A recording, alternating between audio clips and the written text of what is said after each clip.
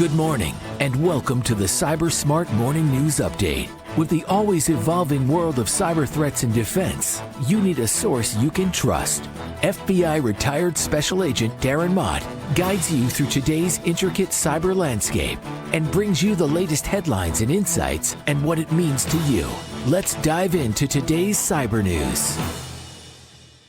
Sorry about that. Good morning, friends. It is Wednesday, May 29th, 2024. This is the Cyber Smart Morning News Update. I'm your host, retired FBI Supervisory Special Agent Darren Mott. As always, I want to thank you for taking the time to download, listen, pass along information you may learn in this podcast to others so that they can keep themselves, their business, and their family safe. I do want to send a shout out to a listener, Brandon Frazier, hit me up on LinkedIn. Saying that he listened to the podcast. He was one of the dozens that tends to listen, and he does it when he's walking. So, Brandon, thanks so much for sending me a message. I don't get a lot of messages, even though at the end of the podcast it says you can email me, you can find me on LinkedIn. So, Brandon took me up on it, and I appreciate the message. So, if you'd like to do the same, you can find me on LinkedIn and or my email, which is will be listed at the end of the show. As always, articles that are mentioned in this podcast will be in the show notes for you. This is going to be a quick run through a bunch of different stories. I tried to keep it short. I mean, as far as a few number of stories, there's so much going on. It's hard to do that. So we're going to kind of do these in bang style as usual. And if you want to read more detail, you certainly can. So the first one is from theregister.com. This is Jessica Lyons reporting breach forums returned just weeks after FBI-led tech down. And I want to say that I'm pretty sure I predicted this a couple weeks ago when breach forums was taken down. But breach forums is back online just weeks after the notorious dark web marketplace for stolen data was seized by law enforcement. Online threat hunters spotted the bazaar's resurgence, now seemingly under the control of Shiny Hunters, one of the earlier breach forum admins. The marketplace opened for registration on Tuesday. The breach forum website and Telegram channel takedown happened on May 15th, with both displaying warnings that they were now under the control of the FBI. Additionally, the SAUC, that may be a misprint, I'm not sure, but it says where ransomware operators and other miscreants trade pilfered information, showed profile pics of admins, Baphomet and Shiny Hunters behind bars, with several InfoSec spectators took to mean they'd both been cuffed. Apparently they had not. And this is it with cyber criminals. Let's be honest. They don't just have one site. They have a site, and then they have backups of all their stuff somewhere else. And this is kind of what happened. So it was a good success for the FBI and international law enforcement when they took this down and did all the stuff they do. But now we're at a point where bad guys and good guys are basically just trolling each other online, right? It's whack-a-mole kind of thing. And this is how it's going to go. There may be a couple people arrested here and there. There was a report I mentioned Monday about a group that, is 1,000 people, but they're located in the U.S. and Canada. Some of those guys are going to get arrested. But then they're going to turn on everybody else, and they're going to take down infrastructure and do all the same thing. So just get used to this is the manner in which it goes. Will anybody get their money back? Will anybody go to jail? A couple people may go to jail. But not enough, and no one's probably going to get their money back. But, not a surprise. Again, I want to say that I predicted this. From cybernews.com, Ernestus Napper is reporting websites exposing over 1 million secrets, leaving visitors at risk. Thousands of websites are leaving their most sensitive keys in the doors, creating a perfect environment for thieves. The Cyber News research team has discovered 58,364 unique websites from around the globe that are vulnerable to data breaches and even complete takeovers. For visitors, it's a security disaster. On April 9th, the Cyber News research team started an investigation into publicly exposed environment files, or .env files. These configuration files should be kept private and protected at all costs, as they hold passwords, API keys, and other secrets that websites need to access databases, mail servers, payment processors, content management systems, and various other services. Yet, a scan of publicly available indexes reveals thousands of website owners leaving their most precious keys unprotected. Not only are these websites vulnerable to unauthorized access and data breaches, but visitors are exposed to many dangers. Key takeaways, and there's some information here. So what did they find? The analysis of the most up-to-date indexes of environmental files resulted in a data set of 1.1 million secrets cumulatively exposed from 58,364 unique websites. So why am I making this point? If you are a website designer, a website creator, it's one of the things I'm looking to create a website here in the next couple of weeks for a series of things. These are things you need to be aware of, and you need to find, if you don't know how to create a website yourself or how to secure it, find someone who can, or at least use a hosting service that can help you with it. So it is not going to be very long until we start seeing hackers being able to take the information from this article and go find these impacted websites that are hosted all over the world, most of them in the U.S., they're going to take the information off it and bad things are going to happen. So it does say, there's a part of this article that says the mistakes website owners make. While the rule of thumb is to never store or expose plain text secrets, researchers agree that sometimes it is not that simple, or they wouldn't be able to find any exposed secrets. The env file name starts with a dot, therefore it's automatically hidden on Mac OS and Linux and not shown to the developer while they're developing the web application unless they enable show hidden files. That alone may lead to developers uploading sensitive files when they don't intend to. For example, when they upload the whole folder. That also makes it easier to miss something when setting file access permission. So again, the point being, if you're not an expert website creator, have someone double check your work, right? Just like you were in high school. Darkreading.com, Nate Nelson, attackers target checkpoint VPNs to access corporate networks. And I will say, I am one of the people that says you should use a VPN, right? VPNs are important to use. It's important if they're used correctly, if they're patched and all that kind of stuff. There are friends of mine online who are very much anti-VPN. I understand it because this article will make that point for them. It does say that in the subheadline, using VPNs as an initial access vector is ironic, given that security is the very reason enterprises employ them in the first place. Absolutely. In recent months, researchers have observed an increase in attackers using remote access VPNs as a golden ticket for initial network access. Multiple cybersecurity vendor solutions have been compromised, according to the recent Checkpoint blog post, prompting them to look into their own gear and whether it's being targeted. As of May 24th, we have encountered 3 such attempts, says Checkpoint's Chief of Staff Gil Messing. Upon further analysis by our special teams, we identified what we believe to be a potentially recurring pattern. While there have been only a few attempts globally, it's enough to recognize a trend, and more importantly, a straightforward cause to ensure it's unsuccessful. What are the threats to remote access VPN? Remote access VPNs are a bit different from the VPNs most people are used to. These are the ones that you kind of, you put on your phone to hide your information. Like if you listen to podcasts, the majority of them advertise ExpressVPN or something like that. I personally use one called PIA, Private Internet Access, is the VPN I use to secure my traffic online. But it's not a remote access VPN. It is just a proxy kind of thing.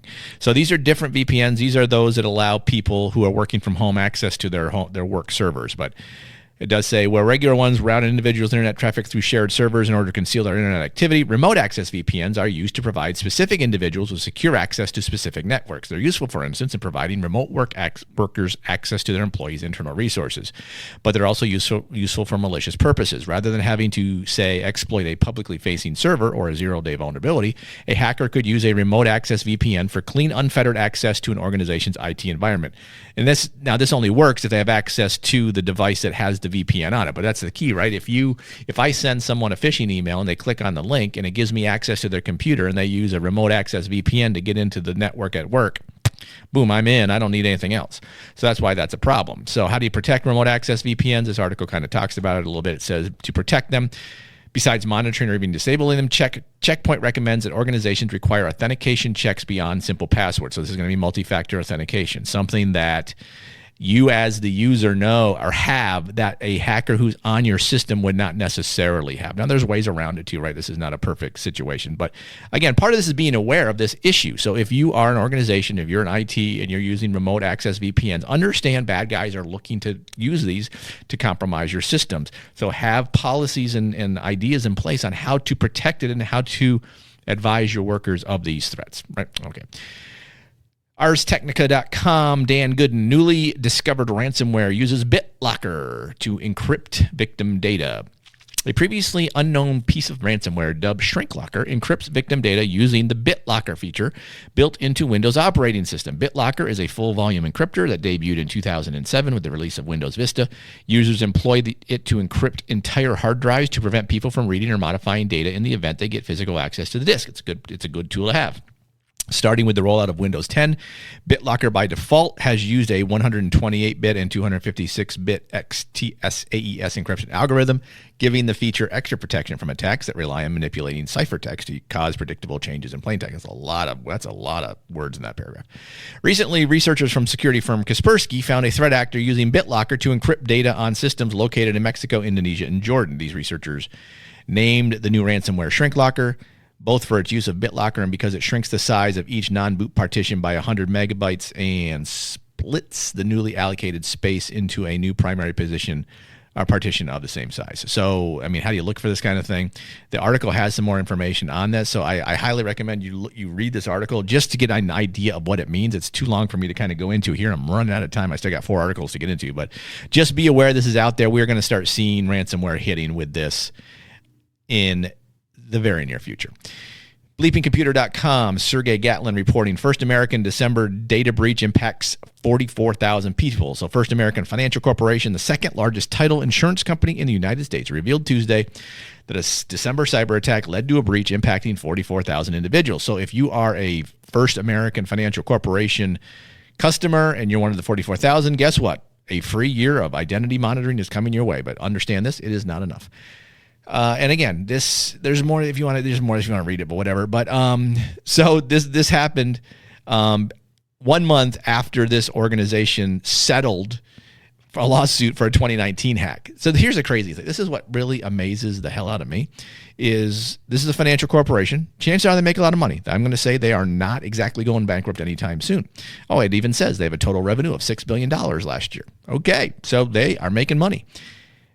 Put some of that into your cybersecurity, for God's sakes. I mean, now again, we don't know how this breach occurred. It'd be great if we found out at some point, and we probably will not. But this is not the last time we will see a billion-dollar company get breached, because it happens to everyone. And again, the point I always make, if it's going to happen to these big companies, it's going to happen to you as a small company. So take the means, find someone to help you. Do something to start securing your network, at least getting a grasp on what it means to want to secure your network. All right.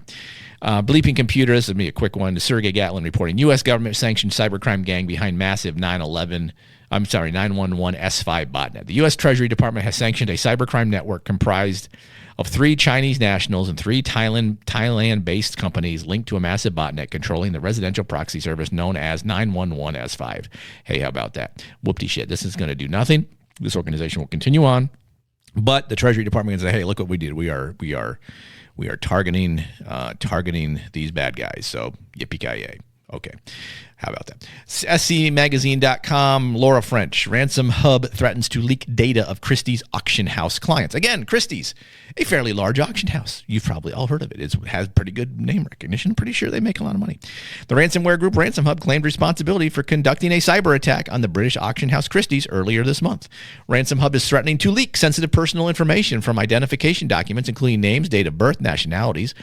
According to a screenshot of the group on the group's dark website posted by MS-Soft threat researcher Brett Callow on X on Monday, Ransom Hub claims to have a total of 2 gigabytes of data on at least 500,000 Christie clients from around the world.